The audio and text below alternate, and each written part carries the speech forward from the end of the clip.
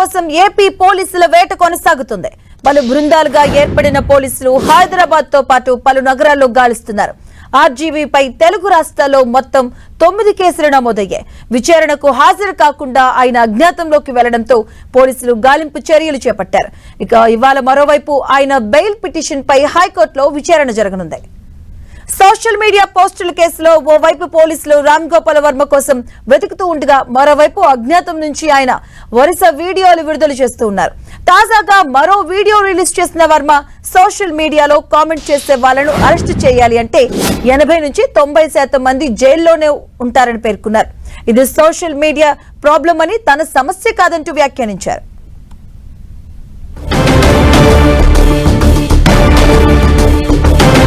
ఇదే అంశానికి సంబంధించిన పూర్తి అప్డేట్స్ మా కరెస్పాండెంట్ తిరుమలరావు అందిస్తారు. తిరుమలరావు,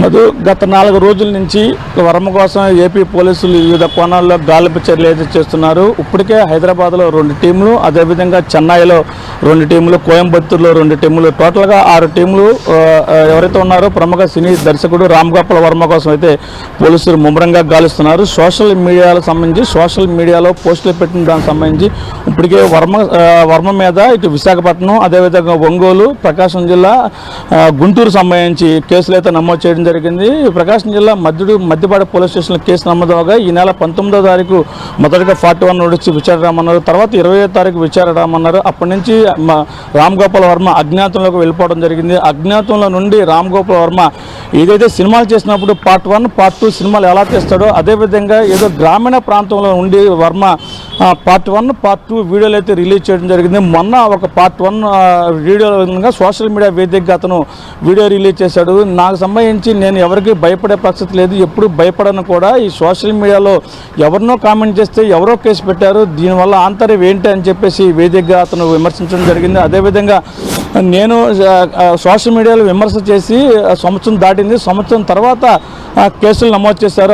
అది ఎవరు కేసు నమోదు చేశారు, ఎవరైతే నేను కామెంట్ చేస్తారో వాళ్ళు నమోదు చేయలేదు, ఎవరైతే వాళ్ళకి అనుచరులుగా ఉన్నటువంటి వాళ్ళు కేసులు పెట్టడం జరిగింది. దాని మీద ఇమీడియట్గా పోలీసులు స్పందించి నా కోసము ఎతకడం, నా మీద కేసులు పెట్టడం, అదేవిధంగా గాలింపు చర్యలు చేయడం చేశారు. ఇది చట్టపరంగా నేరము. పోలీసుల్ని పొలిటికల్ లీడర్స్ వాడుకుంటున్నారు, వాళ్ళ ద్వారానే అనేక అరాచకాలు చేపిస్తున్నారు అంటూ సోషల్ మీడియా వేదికగా మొదటి పార్ట్ 1 వీడియో అయితే రిలీజ్ చేయడం జరిగింది. మరో విధంగా తాజాగా నిన్న సాయంత్రం ఇంకో వీడియో రిలీజ్ చేశారు. సోషల్ మీడియా వేదికగా నేను విమర్శలు చేస్తే సోషల్ మీడియాకి సంబంధించి పోలీసులు ఎలాంటి చర్యలు తీసుకున్నా, అదేవిధంగా సోషల్ మీడియా వేదిక విమర్శలు చేసిన వాళ్ళని అరెస్ట్ చేస్తే 80 నుంచి 90% మందిని పోలీసులు అరెస్ట్ చేయాల్సి ఉంటుంది, వాళ్ళకి సంబంధించి జైలు కూడా సరిపోవు అంటూ మరో వీడియో అయితే రిలీజ్ చేశాడు. ఈ సోషల్ మీడియా వేదికగా రామ్ గోపాల్ వర్మ రిలీజ్ చేస్తున్నాడు. నేను ఒక ప్రముఖ సినిమా డైరెక్షన్ని, అదేవిధంగా ఒక సినిమా డైరెక్ట్ చేయడానికి వెళ్ళాను, నా వల్ల ప్రొడ్యూసర్ నష్టం కలుగుతుంది, దానివల్ల నేను రావట్లేదు అంటూ చెప్పడం జరిగింది. మరో విధంగా చూసుకుంటే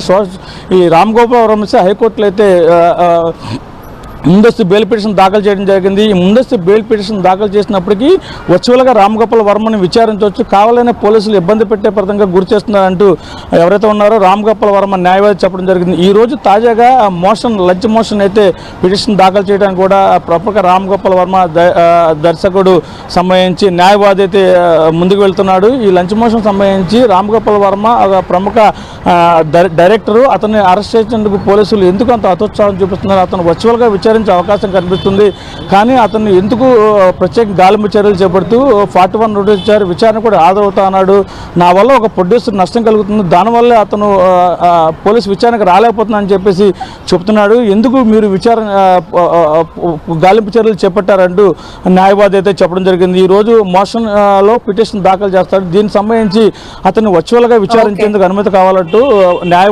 న్యాయమూర్తిని అడిగే అవకాశాలు కనిపిస్తున్నాయి. Madhu. Okay, thank you Tirumalarao.